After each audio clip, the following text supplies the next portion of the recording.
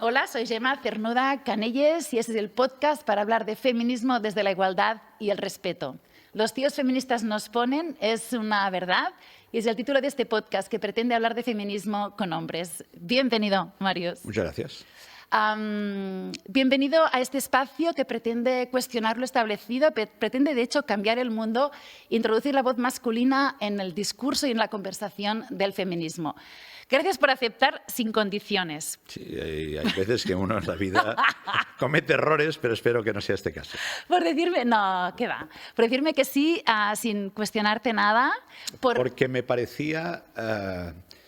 a mí pues me han escrito libros en esta vida, me han hecho entrevistas, pero una entrevista hablando del feminismo me parecía que casi era una manera de... Es como un reto personal, porque al final te acabas planteando tú cuál es tu posición en este tema, ¿no? No es que no me la plantee, pero yo intento ser, digamos, con respecto, digamos, a hombres, mujeres, intento ser, digamos, la misma persona, ¿no? Y hacer que unos valores sean comunes, ¿no? Y en la vida, a mí me ha encantado no solo trabajar con mujeres, sino que, por ejemplo, en el momento en que a mí me eligieron director de La Vanguardia, la primera decisión que tomé fue tener una directora adjunta, que cuando no estaba yo era la que llevaba el diario, cuando estaba de vacaciones, en Semana Santa, que era una mujer. Y creo que, en fin, que sería una grandísima directora en un momento dado del diario. Pues es un placer que me dijeras que sí, sin condiciones, sin cuestionar nada. Y de una forma te vi como aliado y cuando... Intentamos. Lo que pasa es que es verdad sí. que muchas veces... las cosas no son... O sea, una cosa es lo que uno piensa y otra cosa es la realidad, ¿no? La realidad, sí. Entonces, no siempre podemos ajustar bien la realidad de lo que pensamos, ¿no? Pero como mínimo siempre nos queda tener la mala conciencia de poderlo hacer mejor. Como mínimo la gente que somos respetuosas o respetuosos. Pero en cualquier caso, Marius, otro, ¿no? que esto ahora cuando todo el mundo sabe quién es Marius Carol Pañella, pero igualmente voy a intentar presentarte desde un lado que seguramente no se habrá hablado tanto de ti. Y creo que dice mucho de ti para alguien que yo no te conocía de nada. Yo soy lectora tuya y conozco tu perfil, pero no te conocía de nada. Y dice mucho de ti que me dijeras que sí, sin condiciones, además con un título entre polémico y provocador como los tíos feministas nos ponen. Bueno, sí, yo creo que parte del éxito de este podcast, aparte de tu buen hacer, es el título, ¿no? Porque, insisto, es ponerte un espejo delante, en el fondo. Bien. Marius Carol Pañella nació en este barrio. Estamos en Poblenou de Barcelona. Se formó en Filosofía y Letras y en Periodismo. Lleva más de 40 años vinculado a La Vanguardia, al periodismo unos pocos más. Y tiene más de 40 libros publicados de todos los géneros, biografías, crónicas, ensayo, ficción. Es un gran, exquisito conversador y por eso lo hemos invitado hoy para darnos cuenta del inmenso valor de las palabras, con la palabra que hoy nos va a ocupar bastante, que es el feminismo. Como decía, nació en este barrio, en Poblenou, un barrio que hoy es un barrio de innovación, de startups, de expats que vienen a buscar rincones de cultura, de mar y de empresa.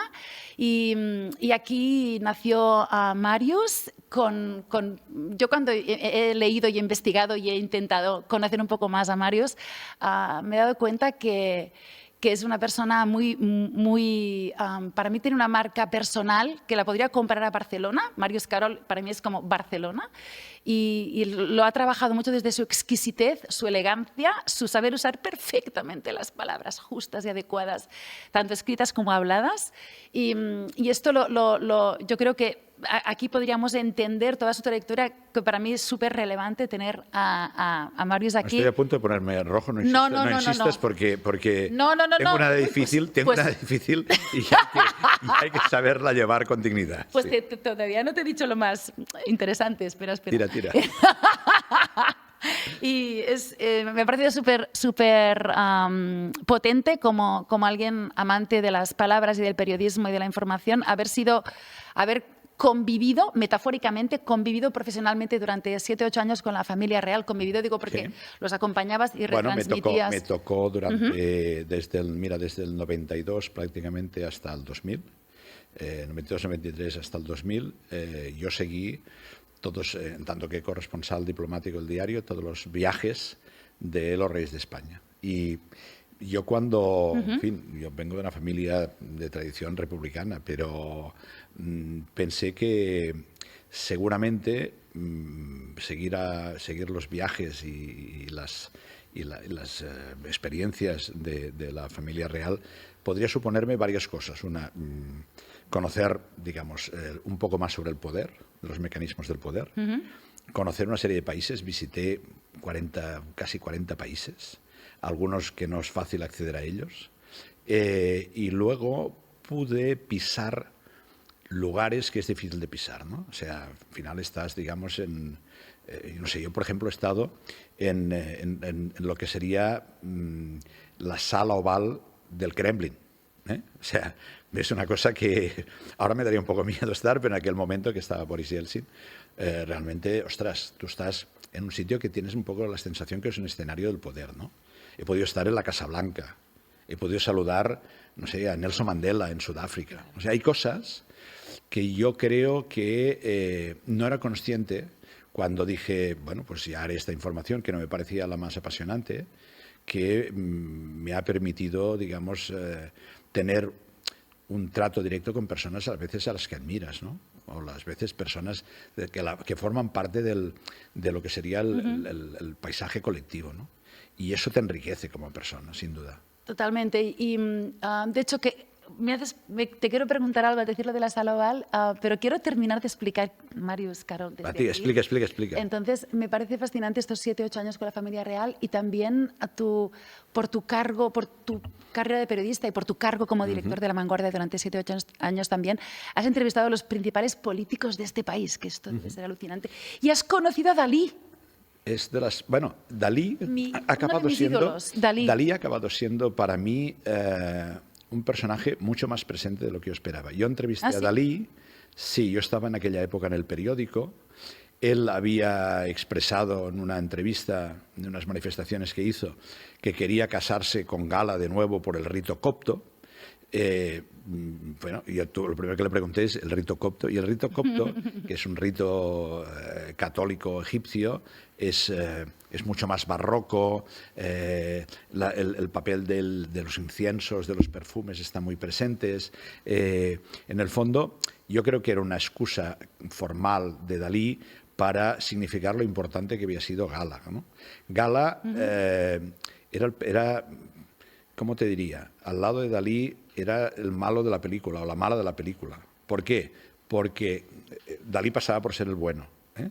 Pero cuando Dalí, por ejemplo, estaba en Portligat con sus amigos y tal, y ya estaba harto de ellos, ya había llegado al final, ¿qué es lo que hacía? Hacerle jugar el papel de mala a Gala. Entonces es la que echaba a los amigos y decía, oye, que el artista tiene que trabajar, no molestéis, etc. Y en toda su vida, Gala seguramente, porque ya le debía ir bien, ¿no? Pero jugaba este papel de una especie de gobernanta del mundo de Dalí, ¿no? Y a mí me parece ella un personaje extraordinario desde muchos puntos de vista. ¿La conociste a ella? Sí, la conocí. Ella, por ejemplo, decía que de pequeña había jugado en Kazán, en las rodillas de Tolstoy, ¿no? Claro, es un personaje así, ¿no? Que te dice, ostras, qué personaje, ¿no?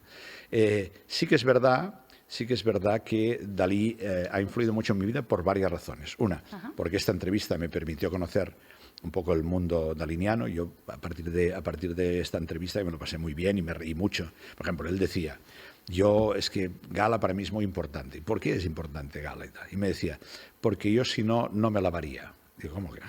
Era un momento.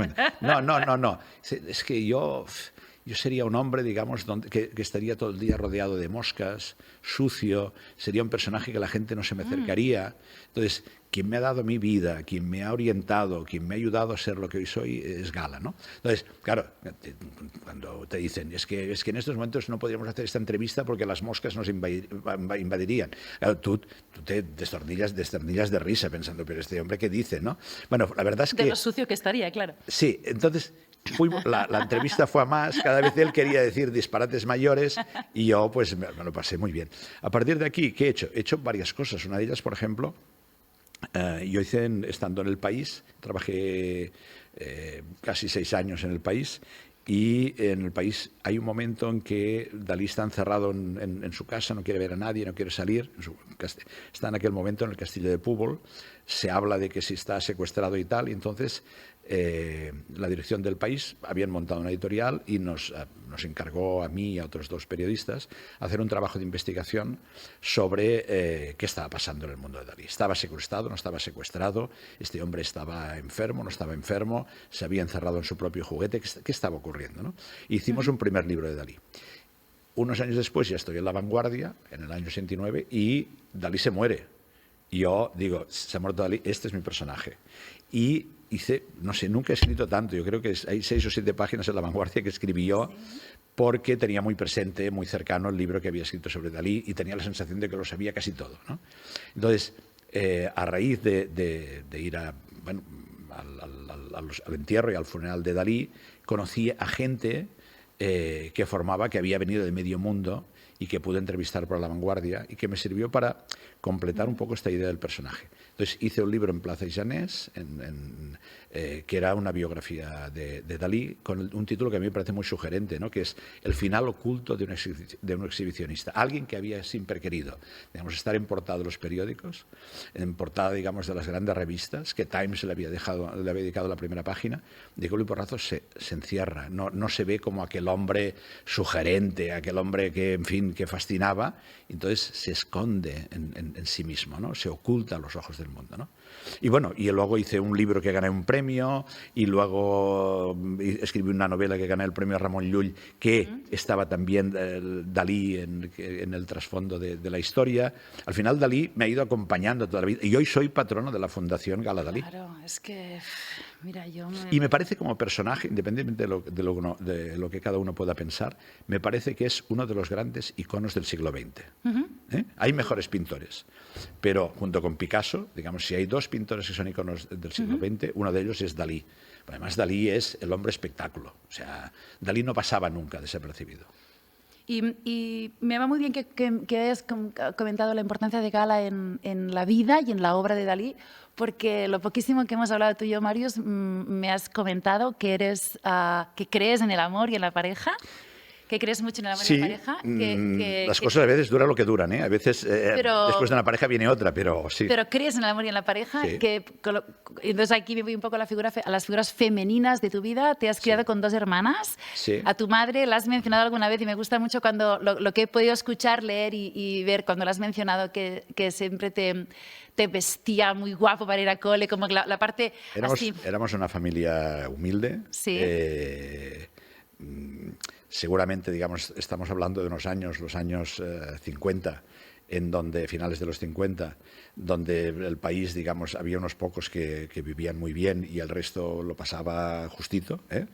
Pero yo creo que mi madre, que es una mujer que le pilló la guerra como mi padre, siendo niños, con 8, 9, 10 años, ella siempre pensó que la vida era más fácil, digamos, entre comillas, triunfar yendo arreglado, ¿no? Esta sensación de arreglado. Sí. Y hay una anécdota que es muy cómica, que es uno de los compañeros del instituto, que en aquella época era, en fin, luego militó en el Partido Comunista, en aquella época iba a la izquierda del Partido Comunista. Víctor Ríos tenía 15 o 16 años y al año siguiente en fin, la policía lo encerró en la cárcel. Estamos hablando del final del franquismo. Me veía y me veía, digamos, con mi corbatita y una americana que me había hecho mi madre, me venía y me decía, ¡burgués! Yo le decía, ¡burgués! Pues sí, prácticamente comemos, como decía el chiste, comemos a la carta más alta en casa, ¿no? Pero esta parte... Pero la figura, es verdad que la figura materna es muy importante. Es muy importante. La figura es muy importante y además, fíjate que una de las cosas que me ha quedado como un recuerdo muy profundo de mi madre es una cosa que todavía antes de morir recordaba ella, vivíamos aquí en la calle Pedro IV, y hasta el año, yo nací a finales del 53, hasta el año 52 pasaban, ella en esta casa pasó a ser de niña, adolescente y mujer, ¿no? Y madre. Entonces, por delante de esta casa, hasta el año 52, fíjate, desde el 39 que acaba la Guerra Civil hasta el 52, pasaban los camiones con los presos de la cárcel que habían sido juzgados y condenados a muerte. Y entonces pasaban por delante, ella los miraba, su mirada yo creo que era, digamos, tenía algo de como de despedida a aquella pobre gente, un momento, seguramente un momento incluso casi de consuelo, ¿no? La mirada triste de mi madre, y unos metros más adelante iban al campo de la Bota y los fusilaban, ¿no? Entonces, eso mi madre le marcó mucho, ¿no? Porque pensó, qué régimen el franquista, que no es que hayas provocado una guerra, no es que te hayas alzado contra el régimen vigente, ¿no? Democrático y constitucional, sino que 13 años después de acabar la guerra seguía, digamos, con este ánimo de venganza. Y eso yo creo que hay una cosa que a mí me enseñaron, ¿no? Y es que al final en esta vida hay cosas que hay que tenerlas muy presentes, ¿no? Y que la memoria es algo que no podemos dejar de lado. Hay que perdonar, pero no hay que olvidar. Mira, esto quería terminar un poco tirándote la caña diciéndote que Màrius, por si no lo sabéis, es un seductor, tiene una voz preciosa de actor de cine y seguramente... Es la única cosa que no he hecho en esta vida, y un día me gustaría, aunque fuera como aquello que decía ¿Tienes Hitchcock, voz de actor? Aparecer por detrás. Muchas gracias. ¿Tienes voz de actor? La verdad es que yo llego al periodismo porque yo, como en casa no llegaba al verano y no íbamos de vacaciones a ningún sitio, un compañero del instituto me dijo, oye, ¿por qué no nos hacemos socios? Era coger un carnet en Radio Barcelona, que se hacían programas cara al público, y íbamos a ver cara al público y habíamos visto, no sé, las primeras actuaciones de Serrat, de Llach y de tanta gente, ¿no? Y entonces eso en mí despertó unas ansias de decir, ostras, la radio, qué interesante. Hice un curso de radio, y algo más que eso, porque además, siendo un adolescente, como éramos un grupo de adolescentes que pasamos por la radio y tal, nos facilitaron una hora de radio los domingos a las 3 de la tarde, que seguramente no nos escuchaba ni nuestra familia, pero nos facilitaron para poder decir lo que quisiéramos, ¿no? Con un mínimo de control para que no dijéramos muchos disparates, pero hacíamos pequeñas representaciones de teatro, teníamos un hit parade de las canciones que nos gustaban, aquellos adolescentes de 15, 16 años que empezábamos a ir pues entonces se llamaban las fiestas, en castellano eran los guateques, ¿no? Y donde se despertaba casi al mismo tiempo nuestra vocación por el periodismo y también nuestra fascinación por el sexo femenino. Claro. Y el sexo femenino para el masculino, ¿no? Claro. Los momentos donde, en fin, no sabes exactamente qué te pasa, pero sabes que está pasando algo en tu interior. Está pasando algo, sí. Bueno, todo esto era para presentarte. Todavía, en teoría, la primera pregunta que yo te quería hacer, Màrius, te la voy a hacer ahora, ¿vale? Es un riesgo que me trajeras al programa porque yo hablo, me gusta hablar. Pero es una pregunta ya de nota, ¿eh? La primera pregunta. Sí. ¿Qué crees que mueve el mundo, Màrius Carol? Yo creo que el mundo, a mí me gustaría que lo moviera la creatividad, el afán de mejora, la solidaridad, la tolerancia. El problema es que en estos momentos yo creo que el mundo lo mueve el individualismo. Yo creo que de las cosas... cuando uno empieza a tener una cierta edad, le ha tocado vivir momentos muy distintos, ¿no? Pero yo creo que lo que más me preocupa del momento actual es que quien está ganando la batalla es el individualismo. Yo soy de una generación, digamos, que creyó, en fin, en la socialdemocracia, en la igualdad de oportunidades, en ayudar a los que lo pasan peor, etcétera, etcétera, ¿no? En estos momentos todo tiene una forma de un poco sálvese quien pueda, ¿no?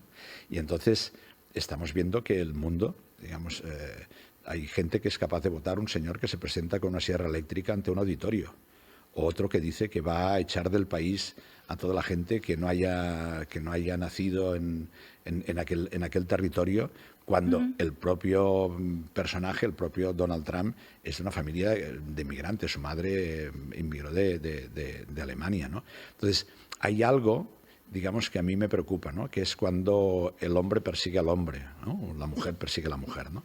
Donde el ser humano, yo creo que tiene miedo, ¿no? Yo creo que de las cosas... O sea, no se puede entender lo que está pasando en el mundo sin el miedo que ha asomado la cabeza en la sociedad. Y por eso el individualismo coge fuerza, porque al final tú te encierras en ti mismo, tú intentas, digamos, ponerte en tu trinchera, ¿no? Entonces, cuando estamos en nuestra trinchera, difícilmente podemos empatizar con el otro, difícilmente podemos ponernos en lugar del otro, difícilmente nosotros podemos escuchar al otro, ¿no? En la trinchera lo que hay, digamos, es simplemente, digamos, la falta de un horizonte. Pero el individualismo, ostras, no me esperaba esta respuesta, Màrius. No, pero es que... Yo te quería sugerir, en caso de que no tuviera respuesta, que me entiendes, el poder, el amor, las palabras... Sí, yo creo que las palabras, a mí me gustaría que...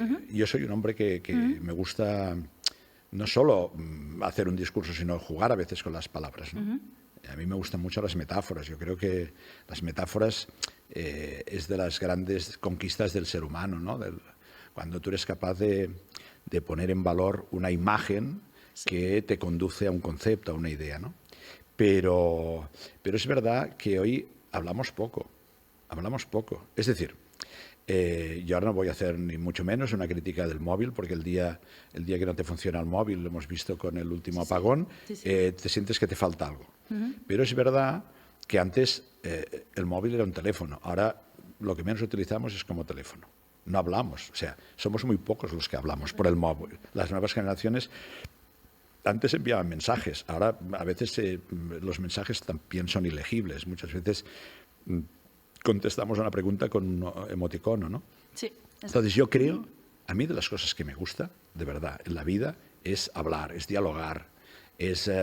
y bueno, y en las relaciones personales, pues fantástico, ¿no? Al final, yo creo que en el periodismo la seducción es importante, ¿eh?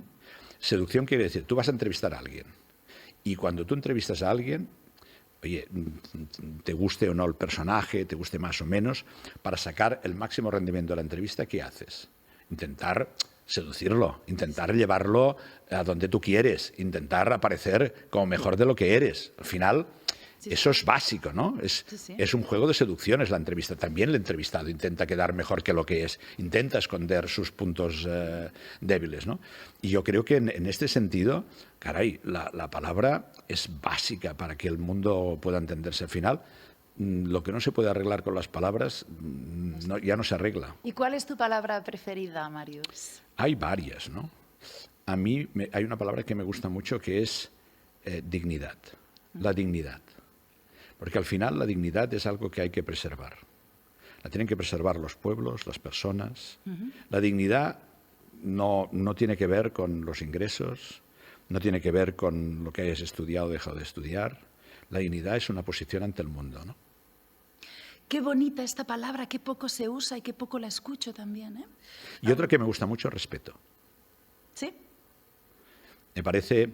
La palabra me parece dura, ¿eh? O sea, respeto, ¿eh? La P, la T, o sea, una dental, una... La R. Pero sí, pero dignidad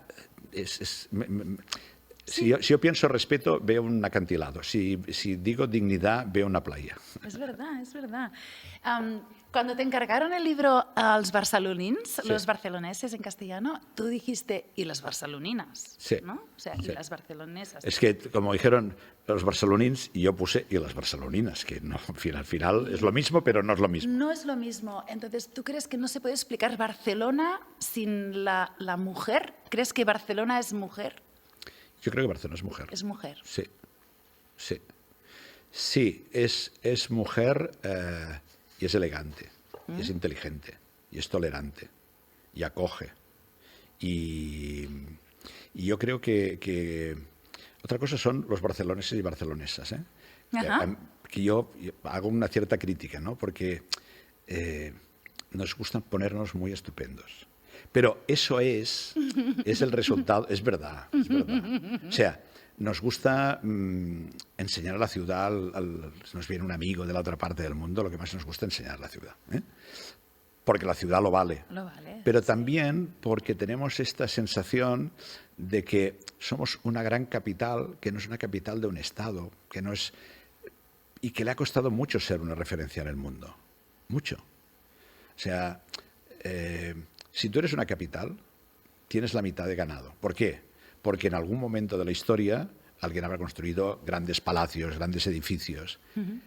Esta ciudad, Barcelona, es una ciudad que se ha ido creando de forma acumulativa. Es decir, desde que era la Barcino romana, hemos ido construyendo, derribando lo que teníamos, las casas, los templos y tal, no sé qué, y construyendo encima, muchas veces aprovechando las propias piedras, los propios elementos de la ciudad, ¿no?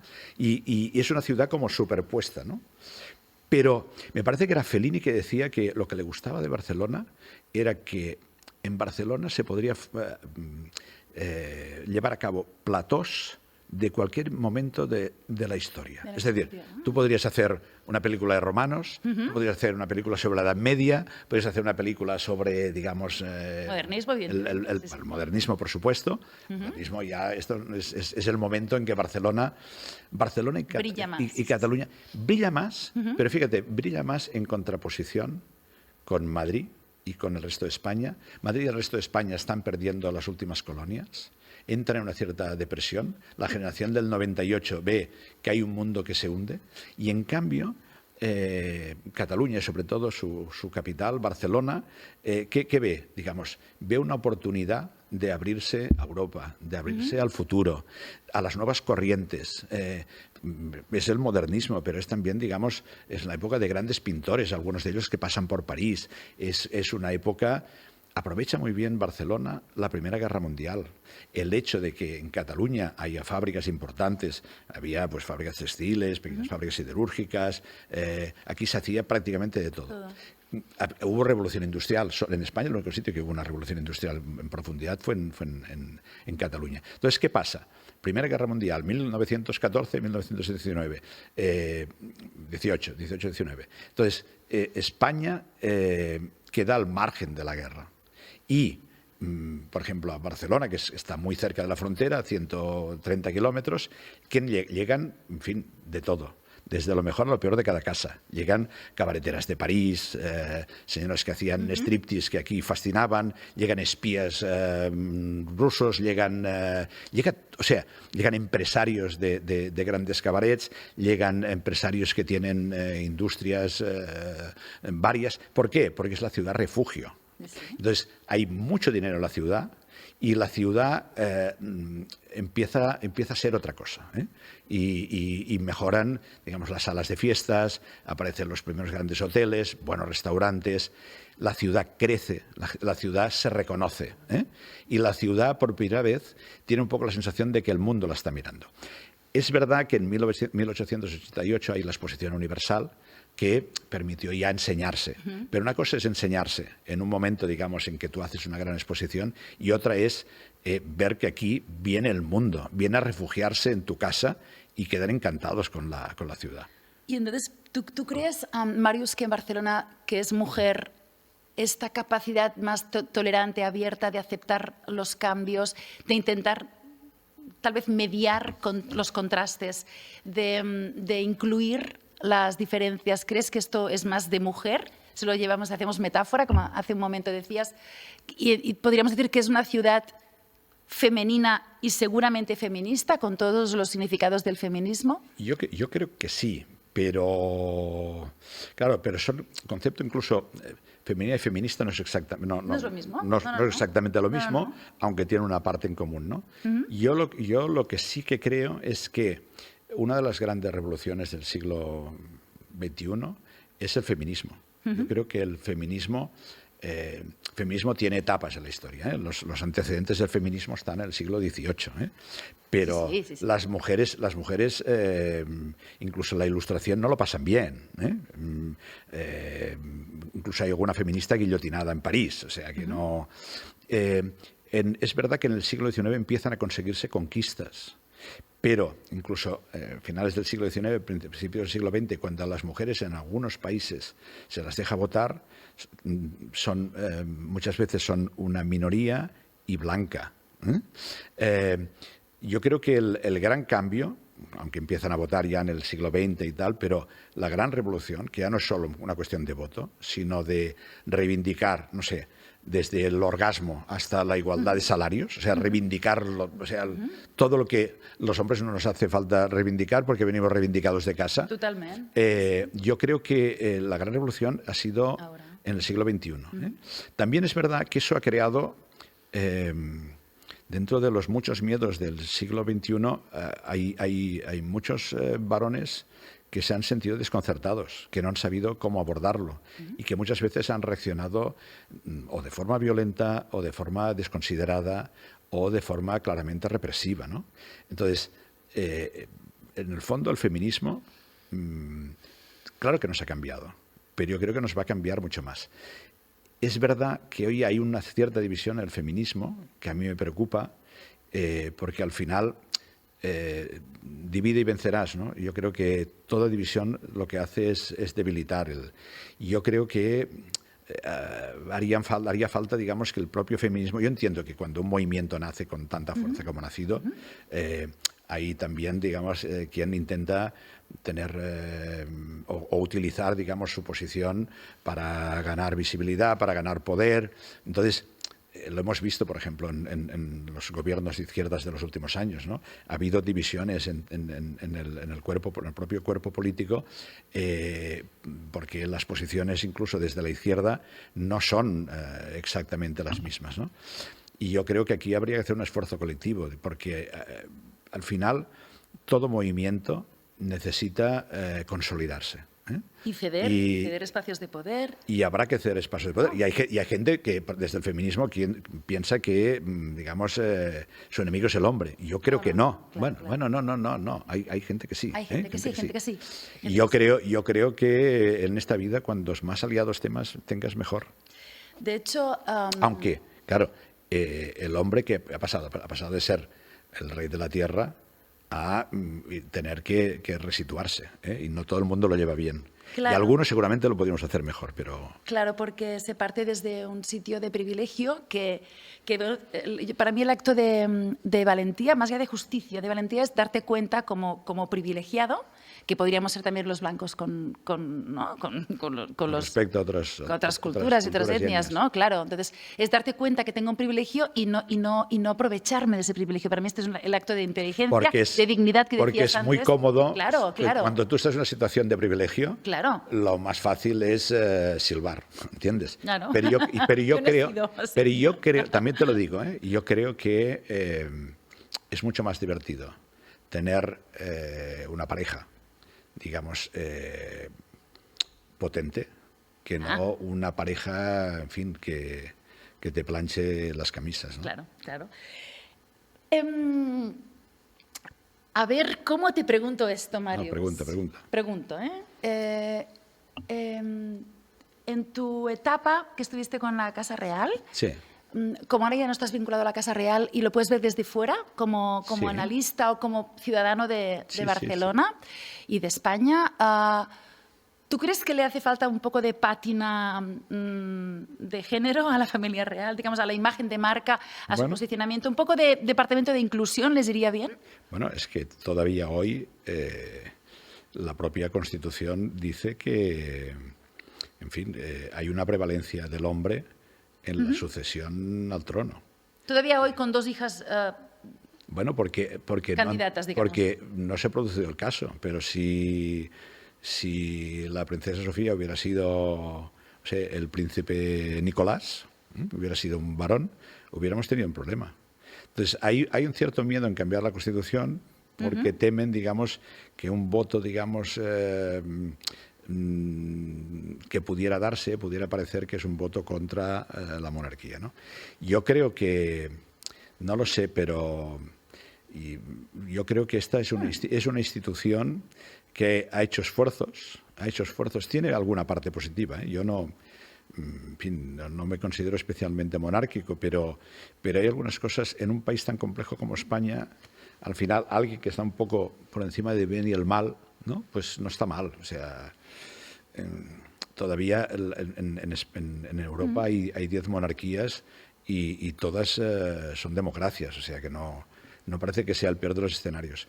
Pero es verdad que yo creo que la figura de Juan Carlos, que en un momento dado pareció que era providencial en lo que fue la transición y en los primeros años de la democracia, ha acabado arruinando su imagen pública en los últimos años, ¿no?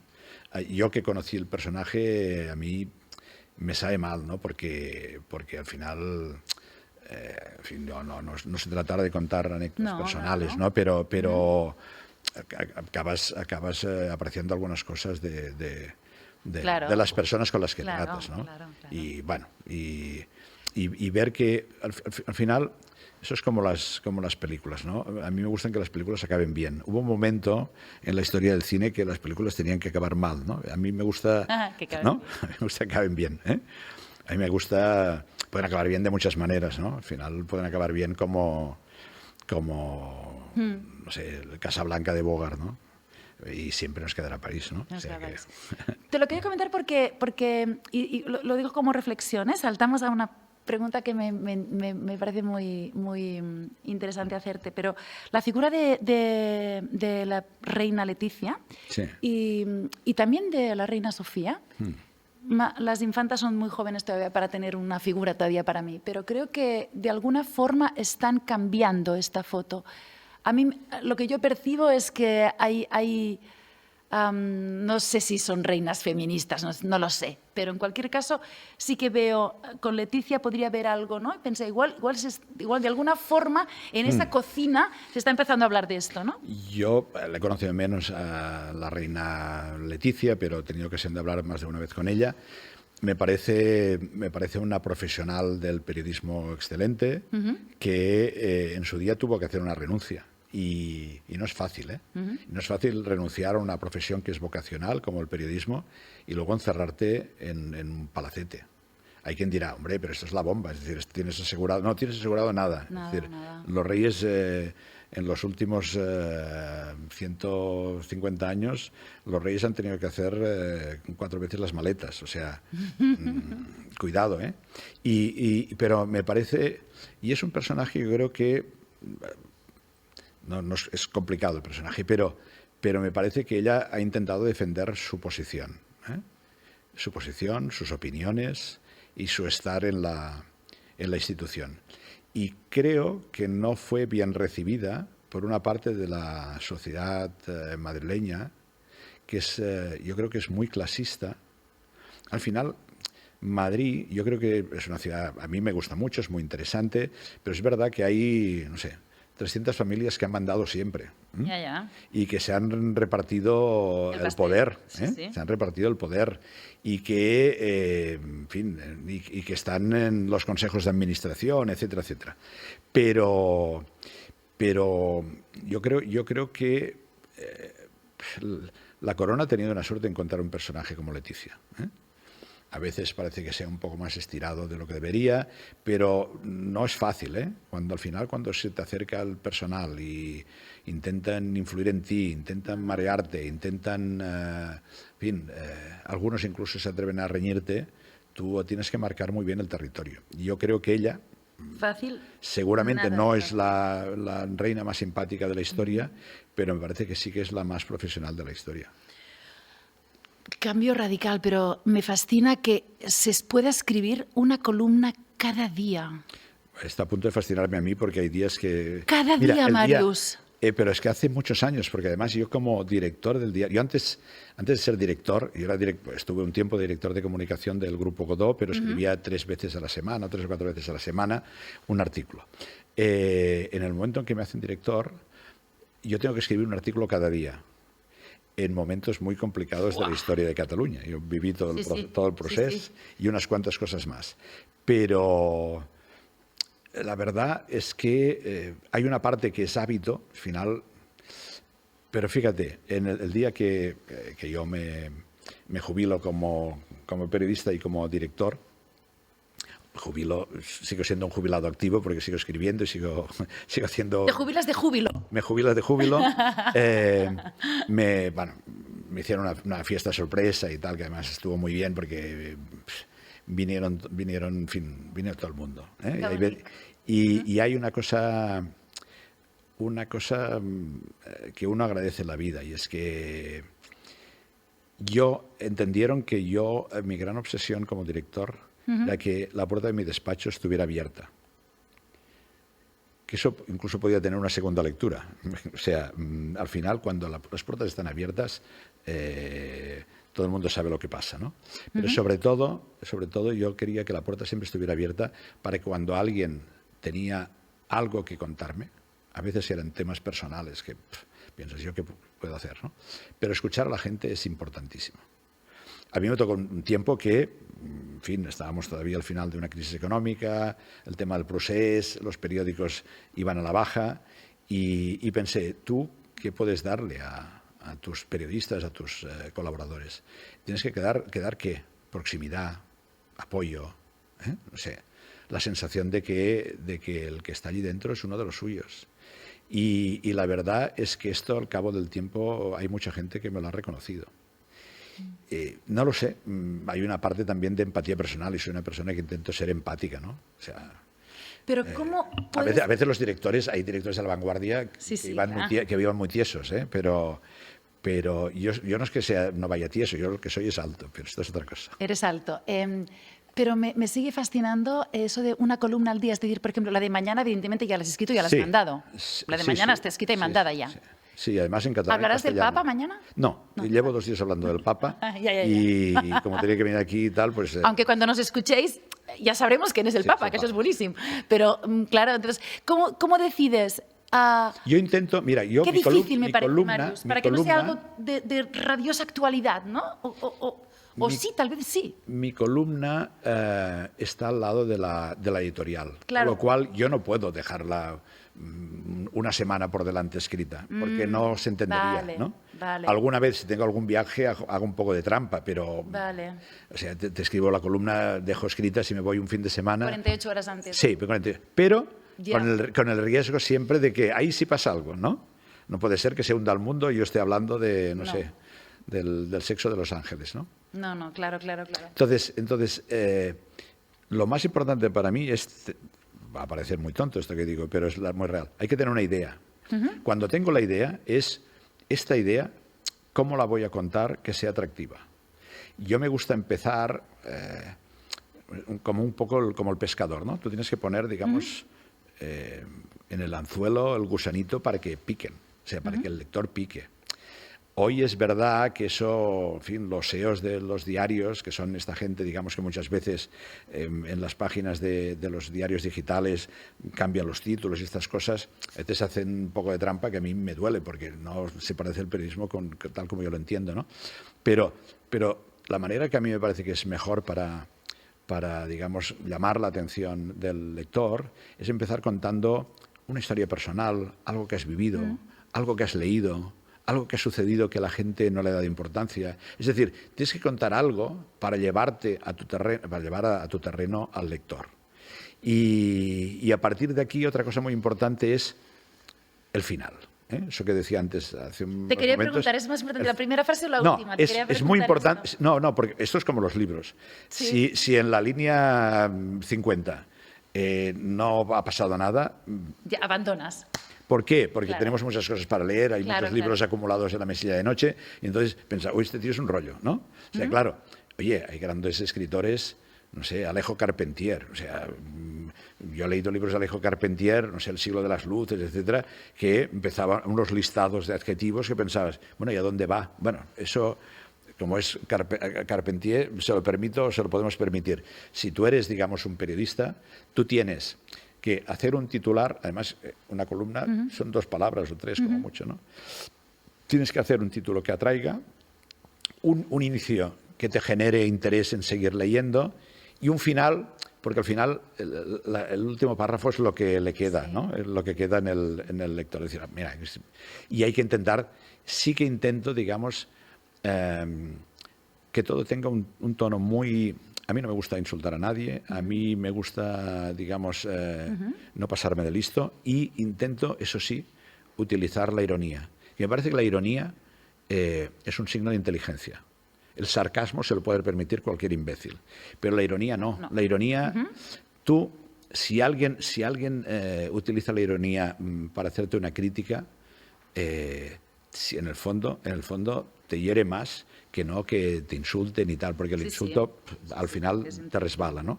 Y la ironía te deja esta sensación de decir, ay, este tipo, ay, qué listo que es, y cómo me ha encontrado el punto débil. Y en las columnas que yo te leo, ¿no? Y es claro, por mi defecto profesional yo siempre busco que haya referentes femeninos, ¿no? ¿Citas a mujeres a veces? Sí. ¿Citarás a más mujeres a partir de hoy?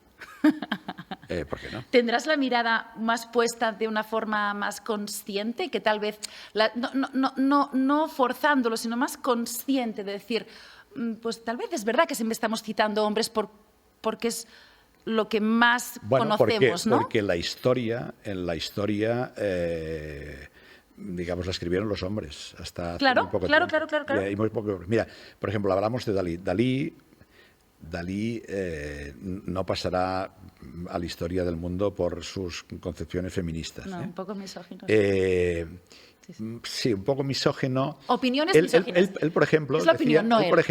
Él, por ejemplo, decía que las mujeres no saben pintar porque no hay mejor dicho, hay muy pocas pintoras en la historia porque las mujeres no utilizan la abstracción. En genérico, no solo a la hora de pintar, sino muchas veces a la hora de expresarse. A mí me parece esto, en fin, una tontería sublime, pero es verdad que tú miras la historia del arte, ahora hay muchas pintoras. Es decir, yo, por ejemplo, en mi casa, los 2 mejores cuadros que he comprado en un par de galerías son cuadros hechos por mujeres. Muy bien. Yo creo que ahora hay muchas y muy buenas mujeres. Pero es verdad que tú miras, digamos, no sé, el expresionismo. Por ejemplo, volviendo a Gala, hay un cuadro que están todos los surrealistas, ahí están todos, Max Ernst, están, en fin, Dalí, aparecen, en fin, todos. ¿Quién es la última mujer que aparece en un rincón? Es Gala, pero Gala porque es un poco la musa. Pero claro, no porque esto quiera no me vale. poner la figura sí, femenina. No porque la ponga al lado. Hay un cuadro, no recuerdo de quién es el cuadro, no te sabría decir, pero de unos pintores, digamos, de principios de los años 20 y tal, que en un momento dado, o 30, digamos, están buena parte de los surrealistas y tal, y posan como si fuesen, digamos, la quinta esencia, ¿no? Y la única mujer que está allí es Gala. Pero Gala era... Y luego Gala era una mujer muy mundana, digamos que... En fin, ¿Era feminista ella? Ella era, ¿Tú crees que lo sería en los conceptos de hoy? En fin, sí, era todo. Era todo. Gala era todo. No, se había ido a la cama con Diosa, con dos artistas y, en fin... A la vez, claro. A la vez, sí. El término a la vez aquí es un poco... No lo podemos constatar. No, pero quiero decir que es una mujer moderna, o sea... avanzada a su tiempo, es decir, que le importaba el mundo por montera, ¿no? Y ella, fíjate, ella es tan lista que se da cuenta que él es un hombre que se cuenta que nunca llegó a realizar el acto sexual. Y hay una historia personal que se entiende. Muere un Salvador Dalí Domènech, que era su hermano. O sea, antes de Salvador Dalí Domènech, pintor, hubo un niño que se llama Salvador Dalí Domènech. Y se muere, y el padre siempre piensa que es a causa de unas venéreas, el padre era notario de Figueras, unas venéreas que había contraído en una casa de citas de Figueras, de las afueras de Figueras. Y eso le quedó, bueno, una mala conciencia terrible, ¿no? Entonces, otra cosa muy, muy, muy rara, es decir, a los 9 meses de morir el primer Salvador Dalí, nace el segundo Salvador Dalí. Es decir, que todavía debía estar el niño, digamos, enterrando al niño, y estabas intentando sustituirlo, lo cual me parece un disparate. Pero bueno, cada quien es cada cual. Dalí Dalí, él había jugado esa cosa, a él le gustaban mucho las imágenes y tal, decía, es que yo no sé si soy yo o soy mi hermano. Porque claro, se daba igual que su hermano. Y habían nacido, digamos, una continuación del otro, es decir, 9 meses por medio, ¿no? Entonces,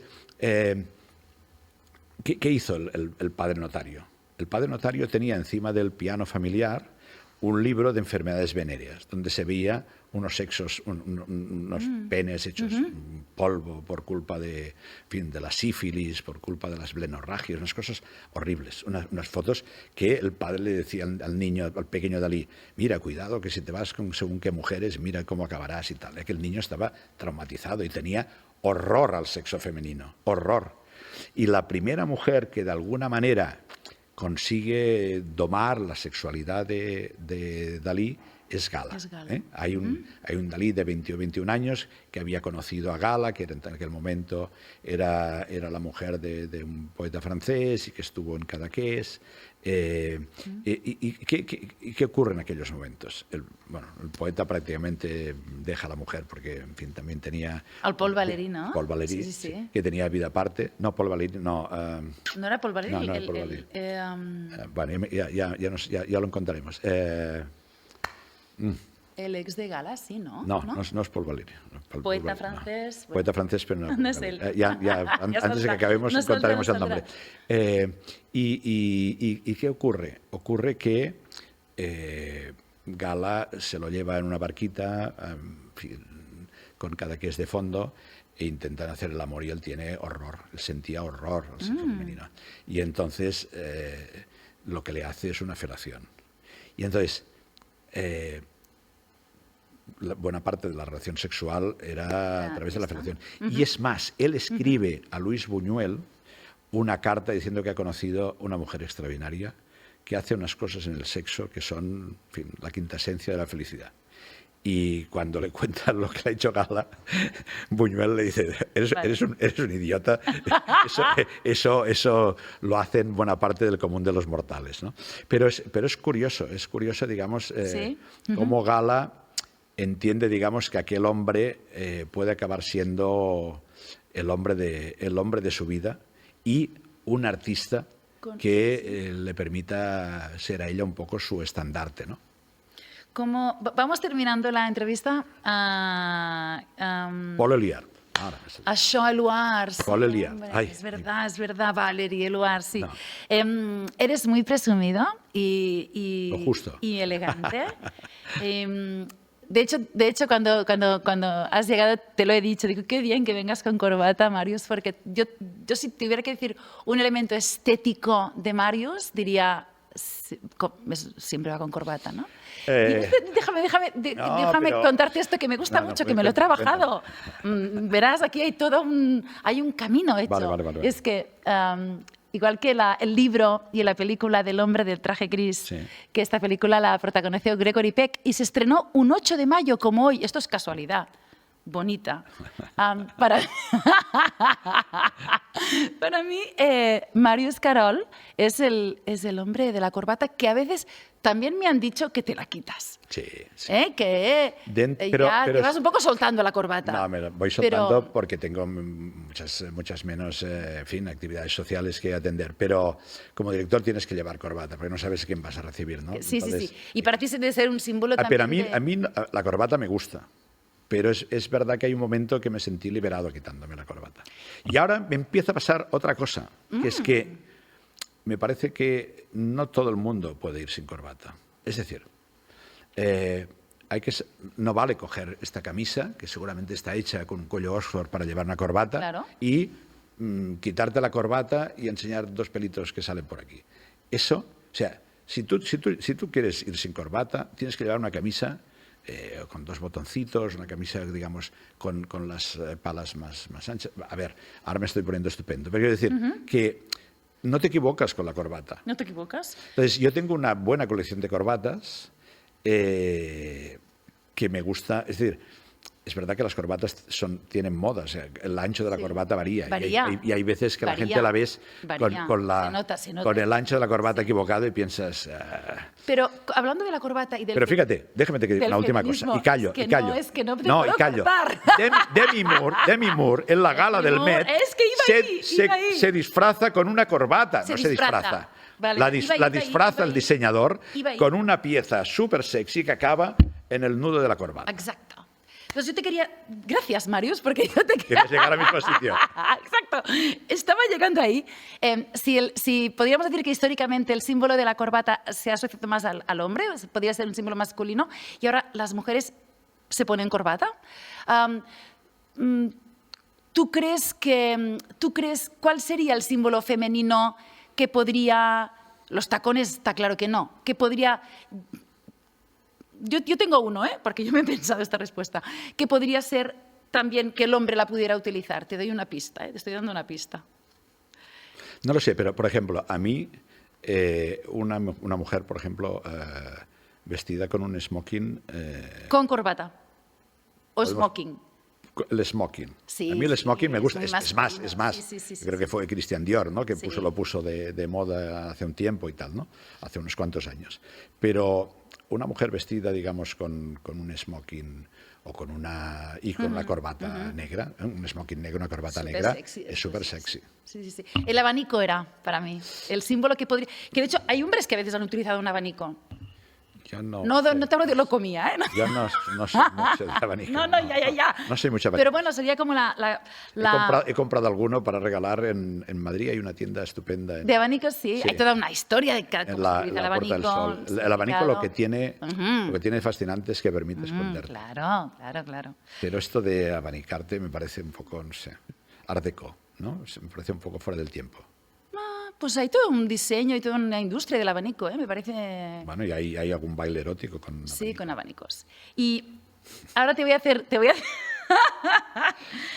a hacer... así, ya estamos terminando. Te voy a hacer una última pregunta y la última vas a mirar a esta cámara Sí.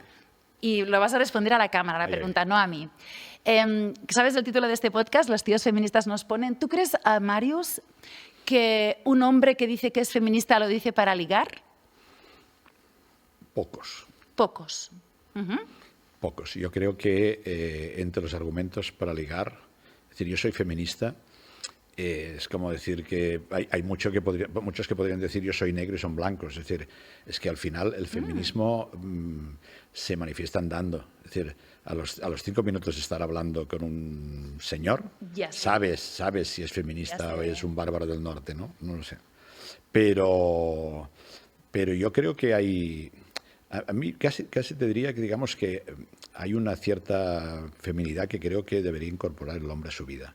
O sea, y como también me parece, digamos, que hay veces que las mujeres, por ejemplo, cuando llegan al poder, yo siempre he pensado, a ver, las mujeres cuando lleguen al poder, ¿cómo será la manera de mandar?